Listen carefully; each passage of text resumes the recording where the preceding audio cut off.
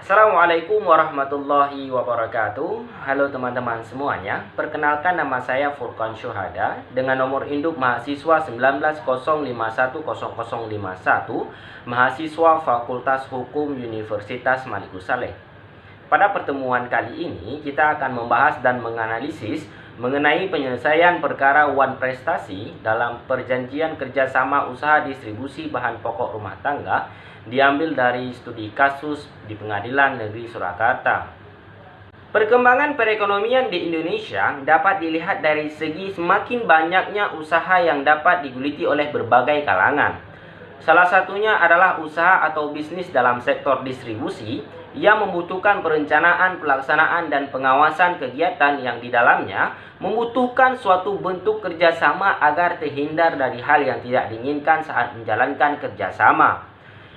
Dalam pasal 1313 KUH Perdata disebutkan bahwa perjanjian adalah suatu perbuatan dengan mana satu pihak atau lebih mengikat dirinya terhadap satu orang atau lebih. Dari ketentuan pasal tersebut dapat dimaknai bahwa perjanjian merupakan suatu kesepakatan dua belah pihak yang mempunyai tanggung jawab dan harus mematuhi kesepakatan yang telah disetujui bersama. Perjanjian kerjasama sendiri menurut Muhammad Jafar Hafsah dimaknai sama dengan kemitraan, yang artinya suatu strategi bisnis yang dilakukan oleh dua belah pihak atau lebih dalam jangka waktu tertentu untuk meraih keuntungan bersama. Kemudian juga beberapa ahli lain juga berpendapat sama bahwa perjanjian kerjasama diartikan dengan kemitraan. Berdasarkan Undang-Undang Nomor 9 Tahun 1995 tentang usaha kecil, kemitraan merupakan hubungan kerjasama antara pengusaha besar atau menengah dengan pengusaha kecil disertai dengan pembinaan dan pengembangan oleh pengusaha besar atau menengah kepada pengusaha kecil dengan memperhatikan prinsip saling memerlukan dan saling memperkuat dan saling menguntungkan. Pada kasus ini, di dalam perjanjian kerjasama usaha distribusi bahan pokok rumah tangga, terdapat dua pihak, yaitu investor atau pemberi modal dengan pengelola usaha. Dalam perjanjiannya, investor memberikan dana pemodalan kepada pengelola usaha untuk menjalankan usahanya, dan pengelola usaha wajib mengembalikan dana pemodalan serta memberikan uang bagi hasil sebesar 2,5% dari uang pemodalan tersebut. Namun pengelola usaha tidak melakukan kewajibannya sesuai dengan perjanjian sehingga dinyatakan wan prestasi oleh pihak yang memberikan modal. Oleh karena itu, investor selaku pemilik modal usaha distribusi bahan pokok rumah tangga tersebut melaporkan ke kantor Pengadilan Surakarta. Selama proses penyelesaian sengketa di kantor Pengadilan Negeri Surakarta, dalam gugatannya, penggugat menyatakan bahwa tergugat telah melakukan wan prestasi dengan tidak membayar uang bagi hasil usaha selama 31 bulan atau sebesar 3.875.000.000 dan juga mengembalikan dana modal sebesar 5 miliar kepada penggugat. Karena ketidakadanya itikat baik dari tergugat, maka penggugat meminta membayar bagi hasil sejumlah 5 miliar kepada tergugat sehingga jumlah yang harus dibayar oleh tergugat sebesar 13.875.000.000. Kemudian penggugat mengajukan alat bukti gugatannya untuk menguatkan dalil gugatannya. Penggugat mengajukan bukti surat berupa surat perjanjian hutang usaha, kwitansi penyerahan hutang usaha, jaminan cek, surat penyataan hutang, sertifikat hak milik, surat somasi atau teguran, KTP dan KK dari pihak tergugat, serta mengajukan saksi. Berdasarkan bukti-bukti penggugat, maka terbukti bahwa tergugat bersepakat melakukan kerjasama usaha dengan penggugat sesuai dengan alat bukti surat perjanjian utang usaha dan kwitansi, serta penyerahan uang sebesar 5 miliar dari penggugat kepada tergugat, serta tergugat tidak melakukan apa yang disanggupi dan tidak melakukan sebagaimana yang dijanjikan sesuai dengan alat bukti pada poin perjanjian yang mana memuat perjanjian bagi hasil dan pengembalian uang modal kepada penggugat, dan dikuatkan dengan keterangan saksi yang menerangkan bahwa tergugat memang memiliki utang kepada penggugat sesuai dengan alat bukti surat serta saksi yang diajukan, maka penggugat telah dapat membuktikan gugatannya.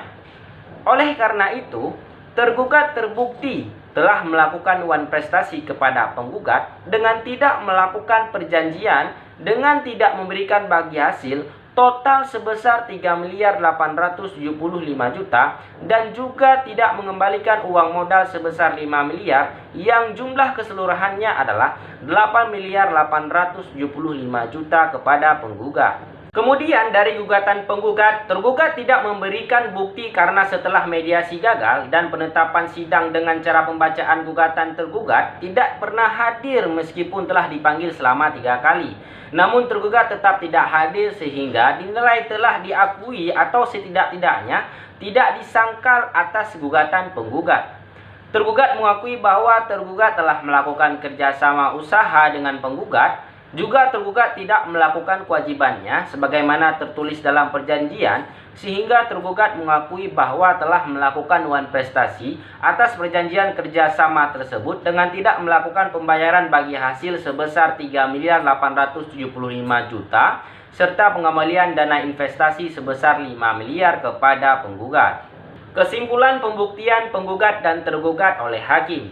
Berdasarkan pembuktian yang telah dilakukan oleh penggugat terhadap tergugat yang telah dijelaskan, maka dapat disimpulkan bahwa tergugat jelas melakukan wan prestasi karena tidak melakukan kewajibannya sesuai dengan perjanjian yang telah dibuat.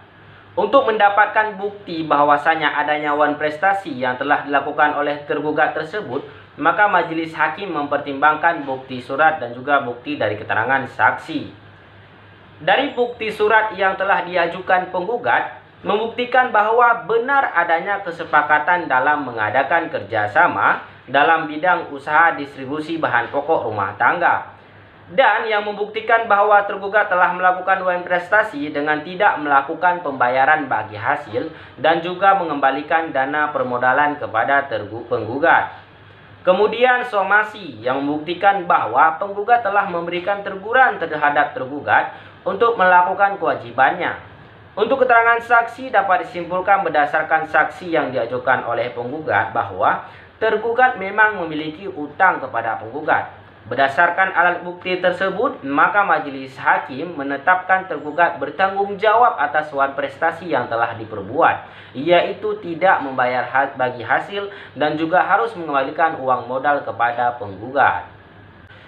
Berdasarkan pemeriksaan sidang diperoleh fakta hukum, hakim telah memperoleh kesimpulan tentang hasil pembuktian yang pada intinya penggugat mampu membuktikan dalil-dalil gugatannya.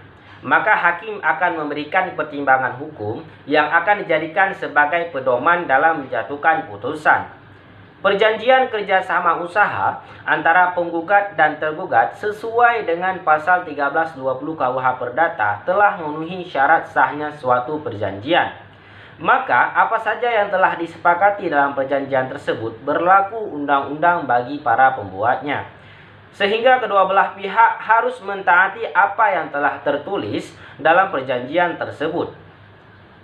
Berdasarkan pertimbangan tersebut, majelis hakim menjatuhkan putusan yang pertama, mengabulkan gugatan untuk sebagian dengan putusan fast-track. Yang kedua, menyatakan sah, berharga, dan memiliki kekuatan hukum surat perjanjian kerjasama antara penggugat dan tergugat tertanggal 18 Maret 2022.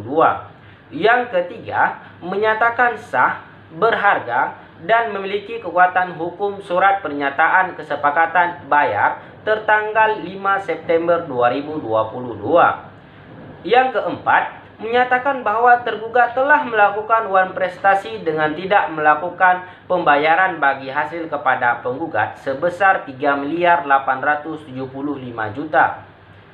Yang kelima, menyatakan bahwa tergugat telah melakukan wan prestasi dengan tidak melakukan pembayaran pengembalian dana pokok investasi penggugat sebesar 5 miliar.